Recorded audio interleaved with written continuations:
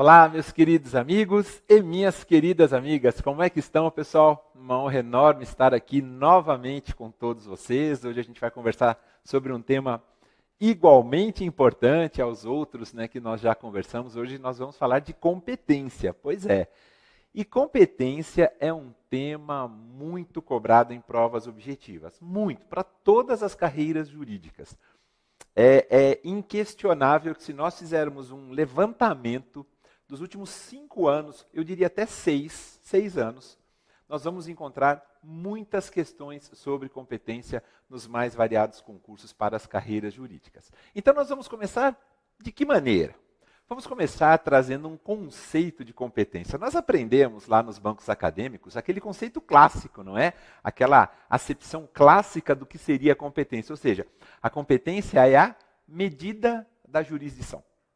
É a medida do exercício da função jurisdicional. Mas nós temos que lembrar, antes de mais nada, que essa acepção clássica, ela se viu, digamos assim, substituída por uma acepção moderna. Da mesma forma, quando nós falamos de jurisdição, nós trouxemos uma acepção clássica dizendo, olha, a jurisdição é a junção de duas palavrinhas em latim, o iuris mais dictio, que seria o dizer, o direito, não é? E nós mudamos o nosso conceito de jurisdição ao longo do tempo, tanto que nós até destrinchamos um conceito que ficou muito mais amplo do que aquele que nós tínhamos nos bancos acadêmicos. Com competência, amigos, não é diferente. Não é diferente. A acepção moderna, o conceito moderno de competência, diz que a competência jurisdicional é o poder de exercer a jurisdição nos limites estabelecidos pela lei. E olhem que interessante, isso já foi objeto de cobrança em provas objetivas, salvo engano, em concurso da Magistratura Federal, da 5ª região, TRF da 5ª região, apenas exemplificando, eu poderia falar de vários outros certames, de procuradorias do Estado também, mas eu estou só exemplificando com esse. Essa é a acepção moderna. A gente precisa compreender que a competência não é só a medida da jurisdição, ela é o poder de exercer a função jurisdicional nos limites estabelecidos em lei. Ao passo em que nós falamos de jurisdição como sendo exercida em todo o território nacional, e por uma questão de conveniência, tão somente de conveniência, especializarem-se os setores de exercício da função jurisdicional, quando a gente fala de competência, a gente fala justamente do resultado de critérios para distribuir entre vários órgãos as atribuições relativas ao desempenho da jurisdição. Ou seja, nós estamos falando do poder de exercer a função jurisdicional nos exatos limites estabelecidos pela lei. Nós temos que imaginar que o responsável pelo exercício da função jurisdicional, regularmente investido no cargo, aí a gente invoca o princípio da investidura também, que nós estudamos quando tratamos de jurisdição. Este responsável, a partir do instante em que ele está investido regularmente no cargo, ele vai ter uma determinada atribuição de competência. Por quê? Porque a jurisdição, o exercício da função jurisdicional que lhe cabe, em razão da investidura, ele é especializado. Eu digo para vocês um exemplo. Eu sou juiz de direito no estado das Minas Gerais e titular de uma vara de juizados especiais. Então, eu estou ali com a minha competência delimitada. Competência civil, competência criminal e também da Fazenda Pública, que é a competência da nossa vara.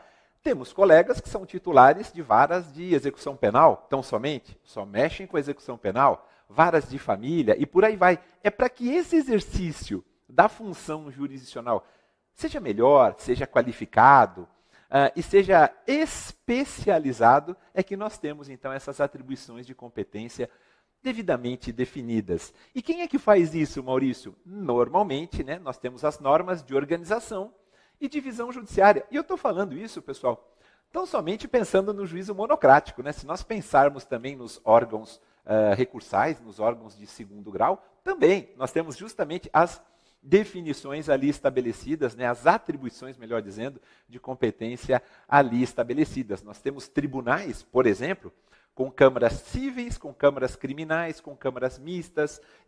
Tudo isso depende da organização interna daquele tribunal. Temos os regimentos internos, temos as normas de organização e divisão judiciária, tudo isso serve para quê, pessoal? Para um melhor exercício da função jurisdicional. Por isso a competência é tão importante. Agora, alguns pontos importantes que eu separei aqui, né? Alguns pontos bem relevantes que eu separei para a gente conversar, lembrando que boa parte das questões que são cobradas em provas objetivas sobre competência exigem conhecimento de texto de lei. Por isso a gente vai falar de alguns dispositivos do nosso CPC. Mas também nós estamos percebendo algumas questões relacionadas a posicionamentos jurisprudenciais. Maurício, doutrina, cobra-se alguma coisinha? Por exemplo, competens. Né? Já que nós vamos falar de legislação, vamos falar um pouquinho de jurisprudência também. Vamos falar um pouquinho de doutrina. Pois é, competens. O que é que significa a competens? Essa palavrinha escrita, né, juntamente, né, conjuntamente, que vem do direito alemão. Ah, Maurício, eu me lembro. Tem a ver com a possibilidade de o próprio juízo reconhecer a sua incompetência para apreciar determinada questão. Tem origem no direito alemão. É mais ou menos por aí? É, mais ou menos por aí. A doutrina basicamente trata a regra da competens da seguinte forma. Vamos dar uma olhadinha nesse slide que eu preparei com muito carinho para vocês. Vamos lá. Aí está, amigos.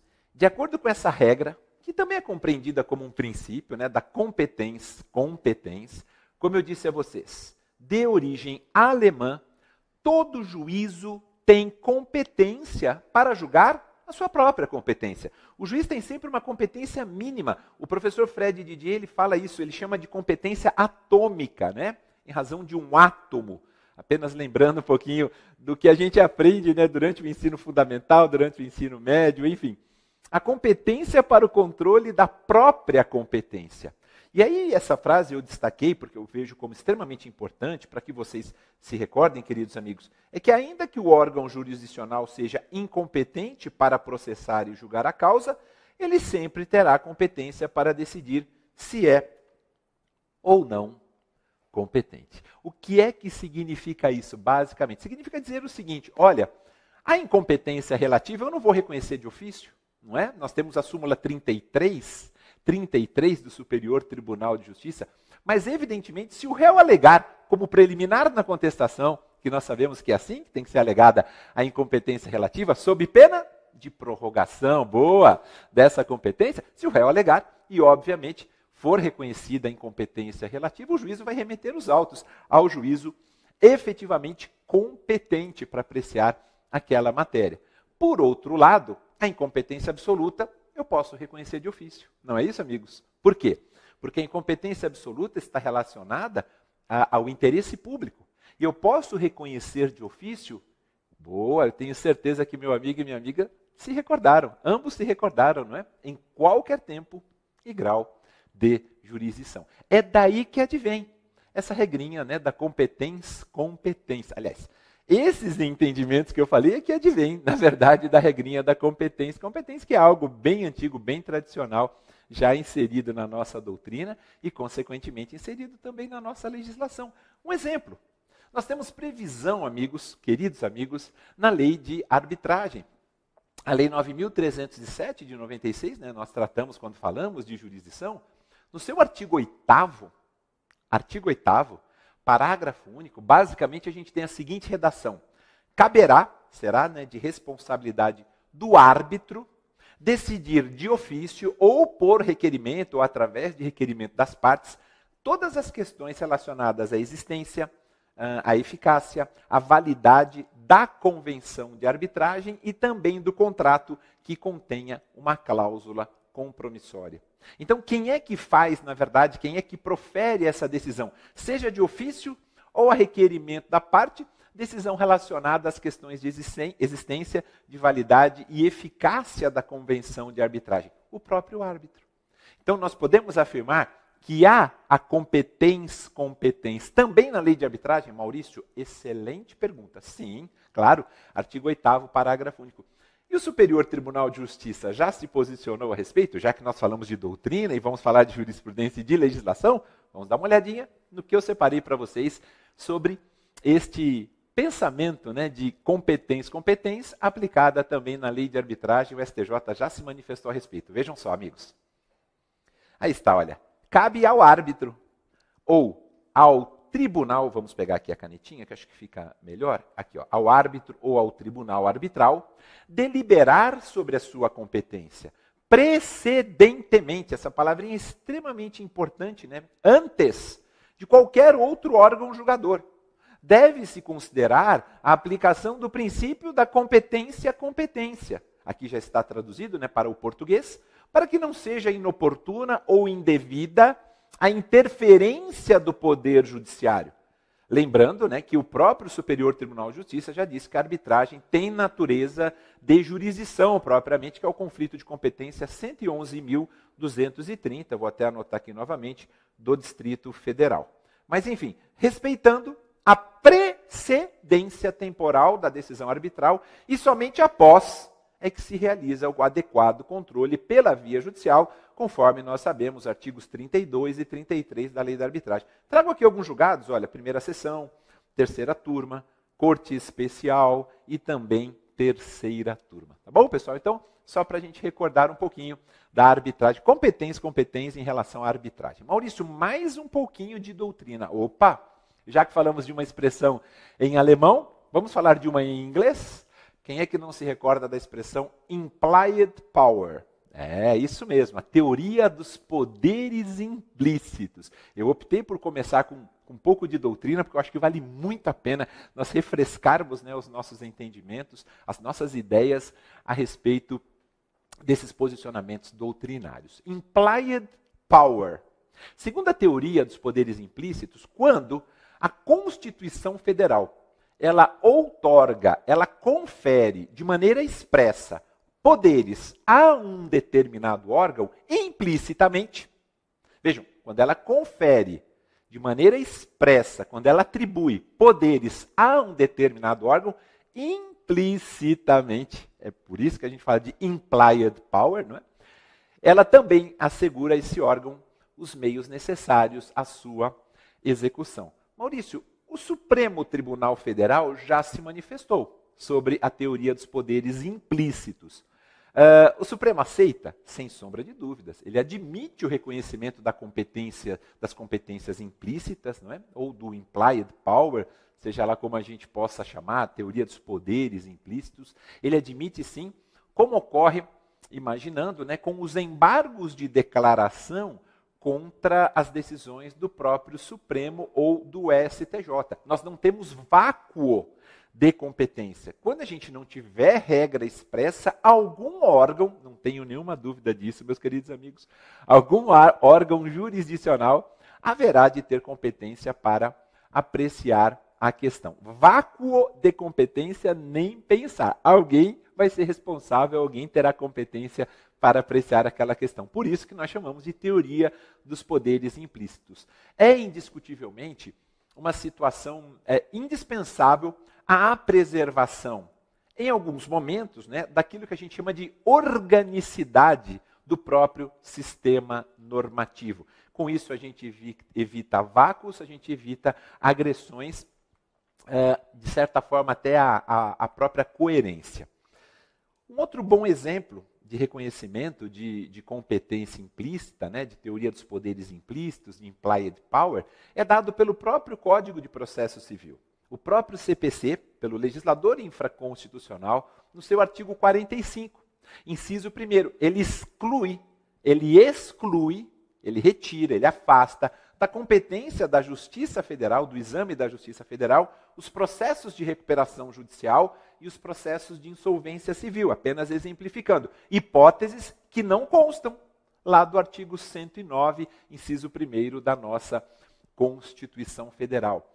Relativamente ao MP, só para a gente arrematar esse assunto, que é muito importante, né, a teoria dos poderes implícitos, o implied power, também já foi reconhecido jurisprudencialmente, e também a doutrina já falava há bastante tempo, boa parcela da doutrina, que a requisição de informações feitas pelo Ministério Público a respeito, vamos imaginar, de uma estrutura organizacional de uma delegacia, faz parte dos poderes implícitos conferidos ao Ministério Público pelo texto constitucional.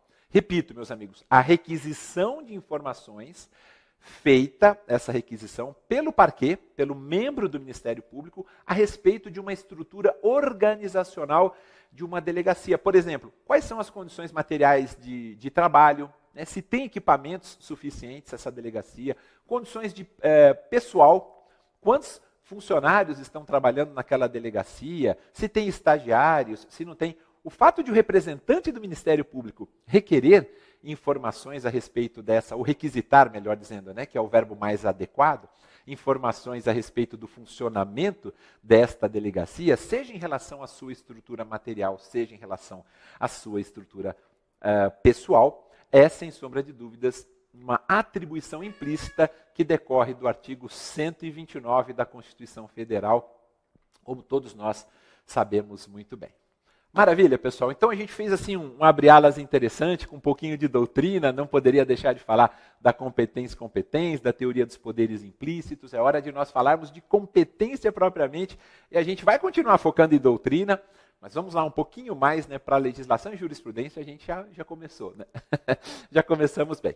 Amigos, o critério básico, né, para um bate-papo como esse que nós estamos tendo, de classificação da competência, é dividi-la, né, em competência absoluta, que atende primordialmente ao interesse público, e competência relativa, que atende preponderantemente ao interesse particular. Ou seja, são regimes jurídicos, né, que dependem inicialmente do interesse que se visa atender. Quando eu falar de interesse público, eu vou pensar na competência absoluta, competência definida em razão da matéria, competência funcional, competência em razão da pessoa, né, da hierarquia, como alguns da doutrina preferem chamar. Aqui eu estou atendendo preferencialmente, primordialmente, ao interesse público, quando a competência é definida em razão da matéria, funcional e em razão da pessoa. Por outro lado, isso tudo a gente tem lá no 62, no 63, acho que vai dar tempo da gente falar a respeito desses dois artigos. Por outro lado, as regras de competência relativa, elas estão relacionadas ao território e ao valor da causa. Justamente por quê? Porque atendem preponderantemente ao interesse particular. Por isso é importante a gente fazer essas duas distinções, tanto em relação à competência absoluta quanto à competência relativa. Mas também não podemos nos esquecer, por mais óbvio, né, que essas expressões nos são trazidas, né, todas as vezes que nós estudamos competência absoluta e relativa, na esmagadora maioria da doutrina, é essa a distinção que se faz, nós temos exemplos de exceções. Porque o que vai cair na prova, o que nós teremos de objeto na prova são as exceções a este regramento geral. E por que eu digo isso? Antes de mais nada, eu vou pegar nosso CPC, pessoal, já que eu falei do 62 e do 63, e vou ler rapidinho para vocês, para que a gente possa falar dessas exceções. Olhem só o que diz o 62. A competência determinada em razão da matéria, da pessoa ou da função é inderrogável por convenção das partes, ou seja, a competência absoluta. Ela não pode ser derrogada por convenção das partes. Por quê? Porque ela atende ao interesse público. Então, evidentemente, se eu tenho uma vara de família estabelecida ali, e aí eu estou falando de competência absoluta, numa determinada comarca, as questões de família devem ser apreciadas por aquele juízo. Ele tem competência para tanto. Não adianta as partes quererem derrogar, né, por convenção, essa competência absoluta. Já o 63, vou ler só o caput, por razões óbvias, meus queridos amigos, porque ela fala da cláusula, né, de eleição de foro, e tem os seus parágrafos, eu vou falar um pouquinho mais para frente. O 63 diz, as partes podem modificar.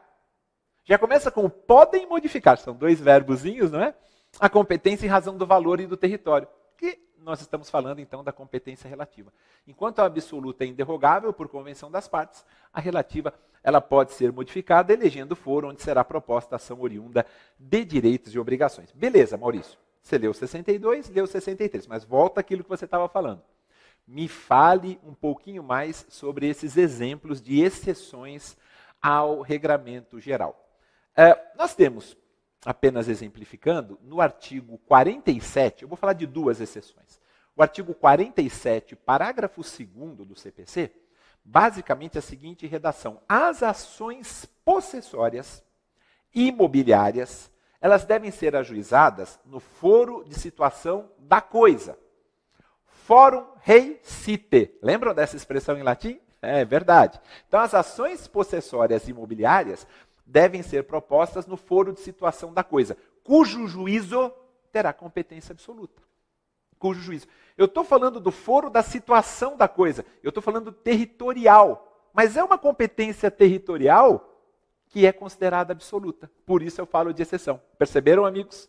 Perceberam a questão da distinção? Porque quando a competência é definida em razão do território ou do valor da causa, a gente já atenta para o fato de que, poxa, é relativa. Mas nós temos as exceções. Essa é a primeira que eu queria trazer aqui para vocês, tá bom? 47, parágrafo 2º. E um outro exemplo, rapidamente para trazer para vocês aqui, é da competência fixada pelo critério do valor da causa, que também é absoluta. Uai, Maurício, se a competência é definida em razão do território e do valor da causa, você acabou de dizer, pode ser modificada, você está trazendo duas exceções para dizer que aqui, por conta de força de lei,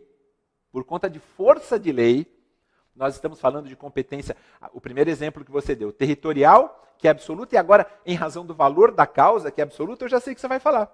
E tem a ver com o que você faz no seu dia a dia, Maurício, não é? Você vai falar dos juizados especiais da Fazenda Pública. É isso mesmo, pessoal. Dos juizados especiais da Fazenda Pública, a Lei 12.153 de 2009, ela basicamente estabelece no seu artigo 2º o seguinte, que é de competência dos juizados especiais da Fazenda Pública processar, conciliar, julgar as causas cíveis de interesse dos estados, do DF, dos territórios e também dos municípios, até o valor de 60 salários mínimos, não é? Olha o valor da causa, até o valor de 60 salários mínimos. Mas no parágrafo 4º, nós temos a seguinte redação. No foro onde estiver instalado juizado especial da Fazenda Pública, a sua competência é absoluta. Perceberam? Então, é uma competência definida em razão do valor da causa que é absoluta. E o primeiro exemplo que eu falei, uma competência definida, critério territorial, né? Ou seja, relativa, mas que, na verdade, acaba sendo absoluta por conta da redação do 47, parágrafo 2º. Dois exemplozinhos que podem ser cobrados, como eu disse, as exceções, né, que são cobradas em provas objetivas. Isso já foi perguntado em prova oral. Eu posso afirmar categoricamente para vocês, né? Eu tive um colega que foi aprovado num determinado concurso para a carreira jurídica que falou, Maurício, o examinador me perguntou isso no dia, né? Não só em provas objetivas, como também em provas orais. Em prova discursiva, provavelmente já deve ter sido cobrado também. O tema é muito importante. Competência é importante sempre, tá bom? Feito isso, meus amigos, vamos lá. Vamos falar rapidamente a respeito das identidades procedimentais entre os regimes. Né, já falamos de competência absoluta e relativa, entre eles. Né? Por exemplo, pessoal, a alegação de um vício de incompetência absoluta ou relativa deve ser trazida, essa alegação, como preliminar da própria contestação. Aliás, já que eu li o 62, né, e o 63, deixa eu ler rapidinho aqui o 64 para vocês. Olha, a incompetência absoluta ou relativa será alegada como questão preliminar de contestação. E se a gente for lá no 337, que traz as matérias que podem ser alegadas como preliminares na contestação, estão lá. Né? A incompetência absoluta e relativa. E por que a relativa está lá, pessoal? Por quê? Porque nós não temos mais a necessidade de se alegar a incompetência relativa como exceção. Exceção. As respostas que nós temos hoje, as modalidades de respostas, nós vamos falar sobre isso mais para frente, que nós temos hoje no nosso CPC, relativamente ao réu, são a contestação e a reconvenção. A gente não fala mais de exceção. Então, dentro dessas identidades procedimentais, é importante a gente destacar que tanto a absoluta, a incompetência absoluta, quanto a relativa, podem ser alegadas ou devem ser alegadas na contestação. Mas espera aí, Maurício, espera aí. Tudo bem, você leu 64, lembrou o 337, mas você falou que a absoluta ela pode ser arguída em qualquer tempo e grau de jurisdição e pode até mesmo ser reconhecida de ofício. A relativa que não pode, não é? É verdade, exatamente. Até invoquei a súmula 33 do Superior Tribunal de Justiça. Mas é importante a gente destacar o seguinte, amigos, meus queridos amigos. A consequência que nós temos dentro dessas identidades procedimentais, né, entre os regimes, as consequências que nós temos do acolhimento do vício. Ou seja, se for reconhecido, obviamente, a incompetência absoluta, se for reconhecida a incompetência relativa, os autos têm que ir para o juízo competente. Essa é uma consequência natural, não é? Se for acolhida. Mas, opa, só um instantinho, Maurício. Você não pode se esquecer de dizer que nos seus juizados especiais, que você tanto fala, eu amo de paixão, amigos, amo mesmo trabalhar em juizados especiais. Sou muito feliz e muito realizado. Nos juizados especiais, nós temos um regramento diferente. O artigo 51, inciso 3º da Lei 9.099, de 95, ele diz o seguinte, que o acolhimento da incompetência territorial acarreta a extinção do processo. Não é remeter para o juízo competente, não é? Não é porque o juiz do juizado especial falou assim, olha, entendeu que a incompetência ali seria territorial, que ele vai remeter os autos para a justiça comum. Ele não pode fazer isso de maneira alguma, porque a gente tem texto de lei expresso nesse sentido. Lei 9.099, de 95, artigo 51, inciso 3º. Perceberam, amigos? Vejam, o tópico é identidades procedimentais entre os regimes. Então, estou falando para vocês, olha, alegação como preliminar de contestação, ou se for absoluta em qualquer tempo e grau de jurisdição, uma simples petição, o juízo podendo reconhecer de ofício a absoluta. A consequência do acolhimento, mandar os autos para o juízo competente, mas eu estou falando da exceção dos juizados também. E um detalhe importantíssimo, meus queridos amigos, não se esqueçam da chamada translatio iudici. Translatio, né, com T se escreve, se pronuncia translatio, iudici, com 2 Is no final. Por quê? Porque isso significa, já que nós estamos falando nessas questões de identidades procedimentais entre os regimes, isso significa que nós tivemos uma alteração muito importante, na minha opinião, uma das melhores que nós tivemos no CPC de 2015, que foi justamente a possibilidade de aproveitamento de atos processuais, até mesmo decisórios, praticados por um juízo incompetente, cujos autos tenham sido remetidos para o juízo competente. Aproveitamento dos atos processuais. Isso é que a gente chama de translatio iudici. Os atos praticados pelo juiz incompetente podendo ser aproveitados no juízo competente. Onde que nós temos isso, pessoal? Aí a gente vai dar uma olhadinha, olha para o nosso CPC, artigo 64, parágrafo 4º, que tem a seguinte redação. Salvo decisão judicial em sentido contrário, quer dizer, eu preciso ter decisão judicial em sentido contrário, salvo conservar-se-ão os efeitos da decisão proferida pelo juízo incompetente até que outra seja proferida, se for o caso, pelo juízo competente. Então, o que eu vejo na prática, pessoal, apenas rapidamente colocando para vocês, não é? O que eu vejo na prática acontecer? Alguns colegas, até eu cheguei a conversar com eles dizendo o seguinte, Maurício, quando eu sei que eu sou competente e recebo os autos, atentem, vejam que interessante na prática como é que isso funciona, não é? Quando eu recebo os autos de um juízo incompetente, a primeira coisa que eu faço é, eu dou vista para as partes, para que elas, querendo, se manifestem sobre os atos que tenham sido praticados pelo juízo incompetente. Vamos aproveitar? Ou seja, vamos ratificar ou vamos modificar? As partes vão se manifestar. Princípio do contraditório substancial, vedação à decisão surpresa, e com base no que as partes se manifestam, é que o juiz vai acabar decidindo. Por isso que o 64, parágrafo 4º, fala em salvo, começa com salvo decisão judicial em sentido contrário.